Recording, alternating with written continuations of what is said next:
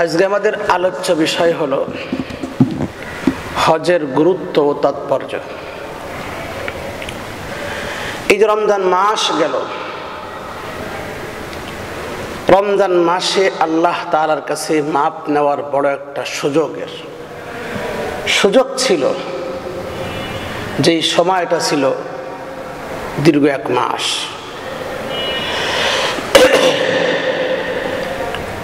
এই একটা মাস মুসলমান মুমিনের জন্য একটা বড় সুযোগ ছিল।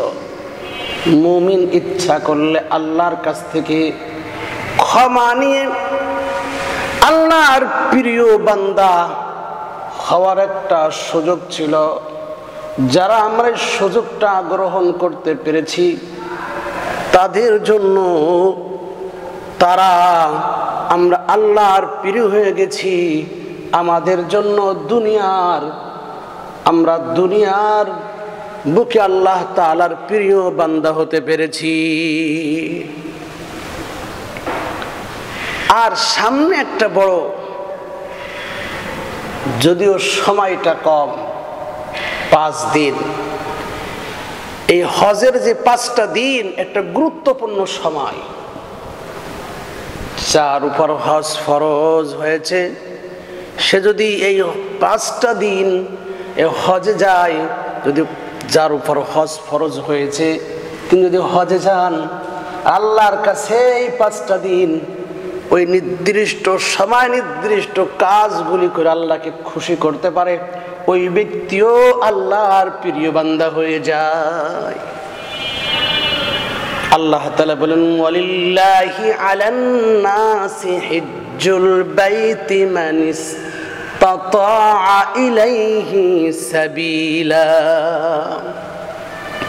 হজ তার উপর ফরজ যার হজে যাওয়ার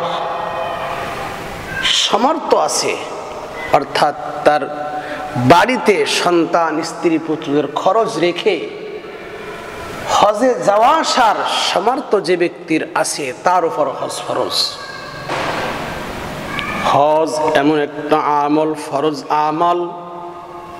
নামাজ যেমন ফরজ, এ মুসলমান ইমানদার বিশ্ব নবী বলেন, ক্বালান নবী সাল্লাল্লাহু আলাইহি ওয়াসাল্লাম, বুনিয়াল ইসলামু আলা খামসিন, শাহাদাতি আল্লা ইলাহা ইল্লাল্লাহ ওয়া আন্না মুহাম্মাদার রাসূলুল্লাহ ওয়া ইকামিস সালাতি ওয়া ইতাইজ যাকাত ওয়াল হজ্জিল বাইতি ওয়াস সাওমি রমাযান। নামাজ যার উপর ফরজ, এই নামাজটা যেমন ফরজ, রোজা যেমন ফরজ, হজ যার উপরে হজের সামর্থ্য তার উপর হজ তেমন ফরজ। অথচ দেখা যায়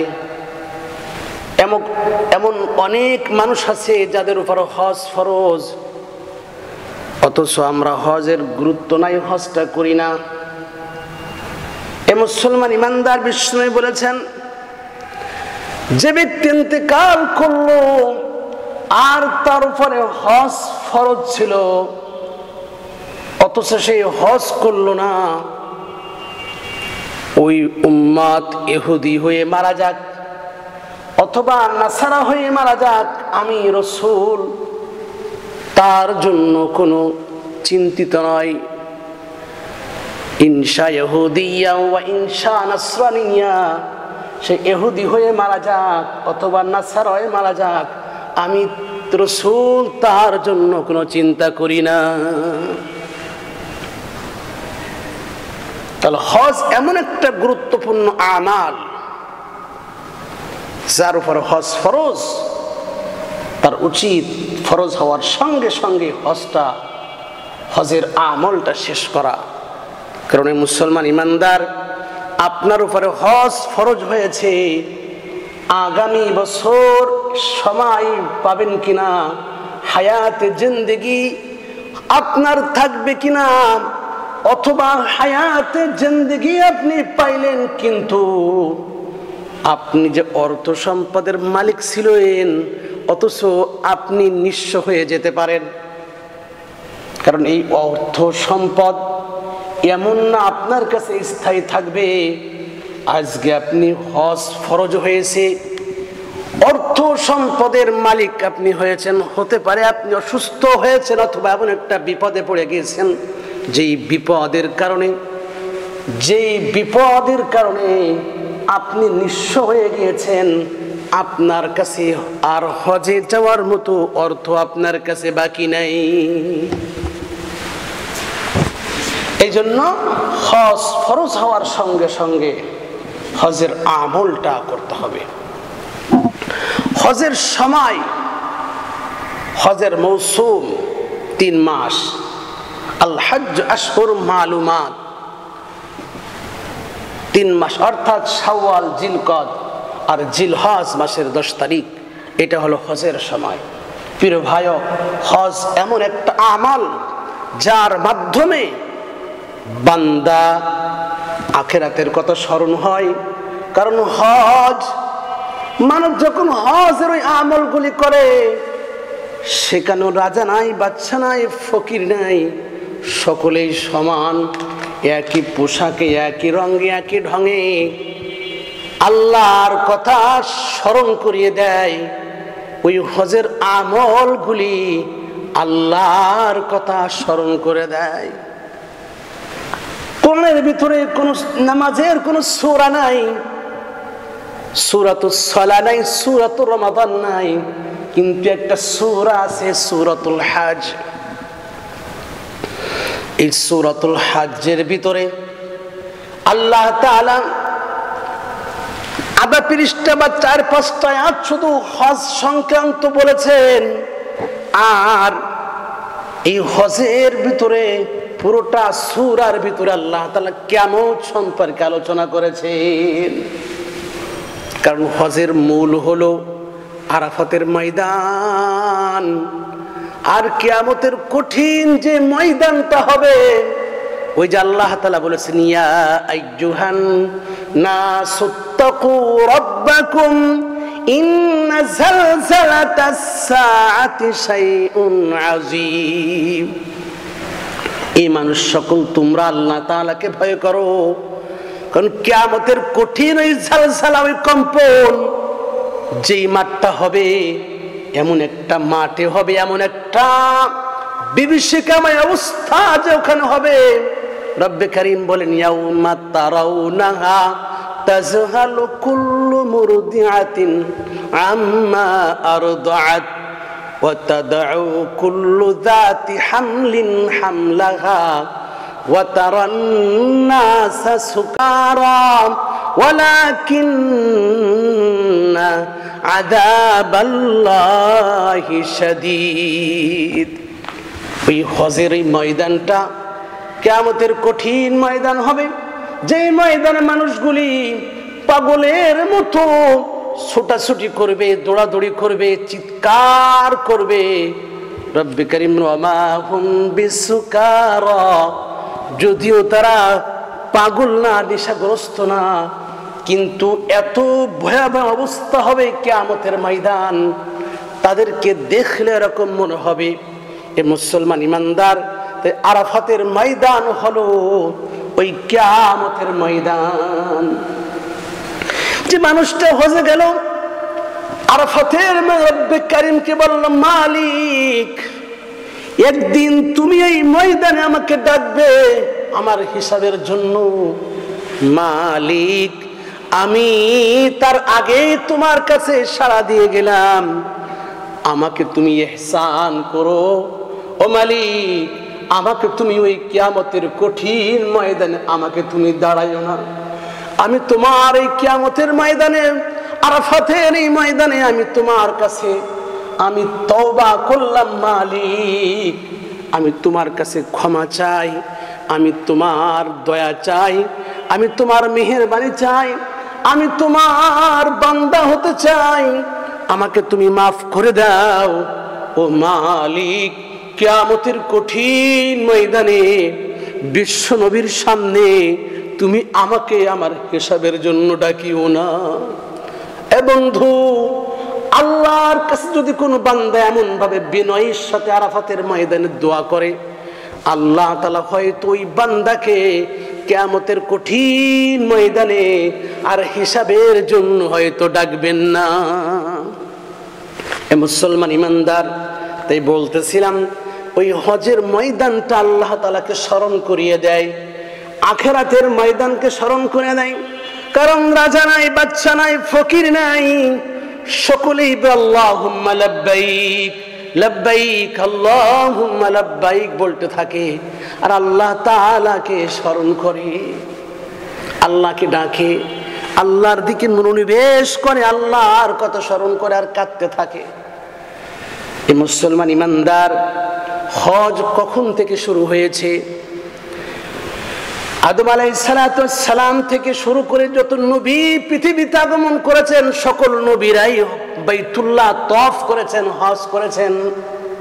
ওই দেখেন হযরত ইব্রাহিম আলাইহিস সালাম কে আল্লাহ তাআলা যখন বললেন, ইব্রাহিম ওয়াদ্দিন ফিন নাসি বিল হজ্জি ইয়াতুকা রিজালাও وأذن في الناس بالحج يأتوك رجالا وعلى كل ضامر يأتين من كل فج عميق وإبراهيم أذن في الناس بالحج وإبراهيم মানুষদেরকে তুমি হজের জন্য ডাকো। ইব্রাহিম আলাইহিস সালাতু ওয়াস সালাম, রব্বে করিম, ফাঁকা ময়দান, কোনো মানুষ নাই, আমার আওয়াজ কে শুনবে? কে তোমার এই বাইতুল্লাহ তওয়াফ করবে? কে হজের জন্য আসবে? আমার আওয়াজ তো এত দূর পৌঁছাবে না মালিক। আল্লাহ তাআলা বললেন, ইব্রাহিম তুমি মানুষদেরকে হজের জন্য ডাক দাও, আমি তোমার কণ্ঠের আওয়াজটা পৃথিবীর এক প্রান্ত থেকে অপর প্রান্ত পর্যন্ত পৌঁছায় দিব। ইব্রাহিম আলাইহিস সালাতু ওয়াস সালাম, মাকাম ইব্রাহিম, অন্য এক বর্ণনার ভিতর আছে জাবালে কুবাইসের পরে উঠে ডাকলেন, মানুষদেরকে হজের জন্য ডাকলেন। আল্লাহ পাক রব্বুল আলামিন আওয়াজটাকে পৃথিবীর এক প্রান্ত থেকে অপর প্রান্ত পর্যন্ত পৌঁছায় দিয়েছেন। শুধু তাই না, আলমে আরওয়াহ পর্যন্ত পৌঁছায় দিয়েছেন। যারা তখন লাব্বাইক বলেছিল, যতবার বলেছিল, আল্লাহ তাকে ততবার ওই হজ্জে যাওয়ার জন্য তৌফিক দান করবে। প্রিয় ভাই, এই জন্য হজ এমন একটা আমাল, যে বাইতুল্লাহ দেখলে গুনাহ মাফ হয়, ধরলে গুনাহ মাফ হয়, তাকালে, যার দিকে তাকালে আল্লাহর রহমত তার উপর অবতীর্ণ হয়। ওই যে আল্লাহ তাআলা বলেছেন, ইন্না আউওয়ালা বাইতি উদিআ লিন-নাস লাল্লাযী বিবাক্কাতা মুবারাকাও ওয়া হুদাল লিল আলামিন। আল্লাহ তাআলা বলেন, ওই বাইতুল্লাহ, ইন্না আউওয়ালা বাইতি উদিআ লিন-নাস, আমি আল্লাহ তাআলা ওই ঘরকে সর্বপ্রথম মানুষের ইবাদতের জন্য বানিয়েছি। পৃথিবীর সর্বপ্রথম যে ঘরটা ছিল, ওই ঘরটা আল্লাহর ঘর। কার ঘর? আল্লাহর ঘর, যে আল্লাহ তাআলা নিজের জন্য বানিয়েছেন, যেই ঘরে মানুষ ইবাদত করবে, আল্লাহকে ডাকবে, লাব্বাইক আল্লাহুম্মা লাব্বাইক বলবে। এই জন্য আল্লাহ তাআলা ওই ঘরটাকে বানিয়েছেন। প্রিয় ভাইও, এই জন্য যার উপর হজ ফরজ হয়েছে, তার উচিত সেজন্য আল্লাহর ঘরে যে সাড়া দিয়ে আসে, লাব্বাইক বলে আসে। এই মুসলমান ইমানদার, ওই দেখেন বিশ্বনবী বলেন, মান হাজ্জা লিল্লাহ ফালাম ইয়ারফাস ওয়ালাম ইয়াফসুক রাজআ কায়াউমিন ওয়ালাদাতুহু উম্মুহু। যে ব্যক্তি হজ আল্লাহর জন্য হজ করলো, হজে যে কোনো গুনাহ করলো না, কোনো ফাসিকি করলো না, ঝগড়া বিবাদ করলো না, আল্লাহ তাআলা তার হজ করার কারণে আল্লাহর কাছে এত প্রিয় ওই মানুষটা হয়ে যায়, প্রিয় হওয়ার কারণে ওই মানুষটা যখন বাড়িতে আসে, ফিরে আসে, তো এই মানুষটা কেমন যেন এমন অবস্থায় গুণামুক্ত ফিরে আসে, কেমন যেন তার মা ওই দিনকে তাকে পৃথিবীর বুকে ভূমিষ্ঠ করেছেন, মায়ের পেট থেকে ওই দিনকে যেমন ভূমিষ্ঠ হলে, মায়ের পেট থেকে শিশু জন্মগ্রহণ করলে যেমন তার কোনো গুনাহ বাকি থাকে না, এই মুসলমান ইমানদার হজ যদি পরিপূর্ণভাবে হজ করে গুনাহ না থাকে, গুনাহ হজের ভিতরে গুনাহ না করে, যদি হজের ভিতরে অন্যায় ফুসুকি না করে, যদি হজ আল্লাহর জন্যই করে থাকে, তো হজটা এমন মকবুল যদি হয়, তো এই বান্দা এমনভাবে ফিরে আসে কেমন যেন তার মা যেদিন তাকে পৃথিবীর বুকে ভূমিষ্ঠ, তার মায়ের পেট থেকে ভূমিষ্ঠ হয়েছিল, তার যেমন গুনাহ বাকি ছিল না, ওই কেমন যেন সে গুনাহ মুক্ত হয়ে সে আবার তার বাড়িতে ফিরে আসে। এই জন্য হজ এমন একটা আমাল, যেই আমলের মাধ্যমে বান্দা আল্লাহ তাআলার প্রিয় হয়ে যায়, আল্লাহ তাআলার মকবুল বান্দা হয়ে যায়, আল্লাহ তাআলার প্রিয় হয়ে যায়, আল্লাহ তাআলার কাছে আল্লাহ তাআলার বান্দা থেকে না বন্ধু হয়ে যায়। এই মুসলমান ইমানদার বিষ্ণু আরো বলেন, আল হজ্জ মাবরুরুন লাইসা লাহু জাযাউন ইল্লাল জান্নাহ। হজ্জ মাবরুর যদি কেউ অর্জন করতে পারে, হজ্জ মাবরুর করতে পারে, তো হজ্জ মাবরুর হলো এমন একটা আমল যার প্রতিদান হলো একমাত্র জান্নাত। হজ্জ মাবরুর, হজ্জ মাবরুরের প্রতিদান হলো জান্নাত। হজ্জ মাবরুর কাকে বলে? যেই হজ্জের ভিতরে রাসূল বলেন ইতআমুত তাআম ও আহসানুল কালাম, যে হজের ভিতরে মানুষকে খানা খাওয়ানো হয়, মানুষকে খানা খাওয়ানো হয়, মানুষের সাথে সুন্দর কথা বলা হয়, ওই ব্যক্তির হজটা হজ্জে মাবরুর হয়। তাহলে হজ্জে মাবরুরের জন্য বড় একটা আমাল হলো হজে যে মানুষকে কিছু খানা খাওয়ানো, মানুষের সুন্দর কথা বলা, ঝগড়া বিবাদ না করা, খারাপ আচরণ না করা, বরং তৌফিক অনুসারে কিছু খাবার কিনে মানুষদের খাওয়ানো। আপনি হজে গেছেন তো কিছু খেজুর কিনলেন বা কোনো ফল কিনলেন বা পানি কিনলেন, মানুষকে বললেন হাজি, হ্যাঁ হাজি নাও, তুমি এই আমার কিছু খাবার গ্রহণ করো, আল্লাহর জন্য গ্রহণ করো। এ মুসলমান ইমানদার, তাহলে হজ্জ মাবরুর হলো যে হজের ভিতরে মানুষকে খানা খাওয়ানো হয়, মানুষকে পানি পান করানো হয়, মানুষের সাথে সুন্দর আচরণ করা হয়, সুন্দর কথা বলা হয়। ওই হজ্জে আল্লাহ তাআলা হজ্জে মাবরুর হিসেবে কবুল করেন, যার প্রতিদান হলো একমাত্র জান্নাত। তাহলে আমরা বুঝলাম হজ অত্যন্ত গুরুত্বপূর্ণ আমল, যাদের তৌফিক আছে। প্রিয় ভাই, আপনার এই সম্পদ, আপনি ইন্তেকাল করার সঙ্গে সঙ্গে এই সন্তান আপনার জন্য কিছুই করবে না, কিছুই করবে না আপনার জন্য। যেটা আমরা দেখেছি করোনার সময়, বাপ অসুস্থ, বাবার কাছে সন্তান যায় না, বিবি যায় না, মেয়ে যায় না, ছেলে যায় না। কিয়ামতের কঠিন ময়দানে যে আল্লাহ তাআলা বলেছেন ইয়াউমা ইয়াফিরুল মারউ মিন আখি ওয়া উম্মিহি ওয়া আবি ওয়া সাহিবাতিহি ওয়া বানি, পিতা সন্তানকে চিনবে না, সন্তান পিতাকে চিনবে না, মা সন্তানকে চিনবে না, বিবি স্বামীকে চিনবে না, স্বামী বিবিকে চিনবে না। তা তো আমরা করোনার সময় দেখলাম, মা অসুস্থ, সন্তানরা মাকে ফেলে চলে গেছে, বাবা অসুস্থ, সন্তানরা বাবাকে ফেলে চলে গেছে, কেউ কারো না।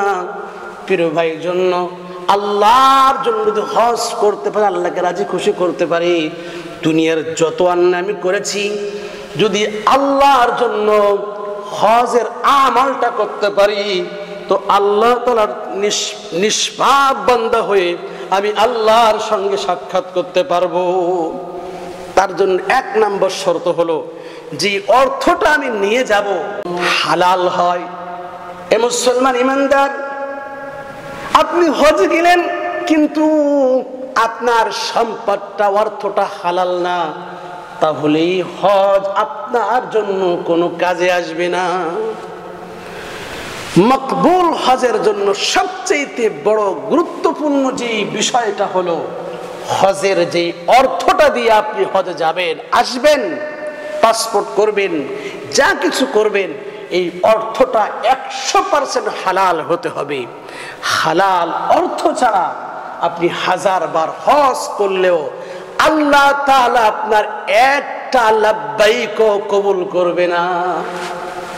এই মুসলমান ইমানদার, আপনি আল্লাহর কাছে বলেন লাব্বাইক আল্লাহুম্মা লাব্বাইক, ও আল্লাহ আমি তোমার কাছে হাজির। অথচ এ মুসলমান, তুই মানুষকে কষ্ট দিয়ে, জুলুম করে, ঘুষ খায়ে, সুদ খায়ে সেই টাকা তুমি আল্লাহর কাছে পকেটে নিয়ে বলতে লাব্বাইক আল্লাহ আমি তোমার কাছে হাজির।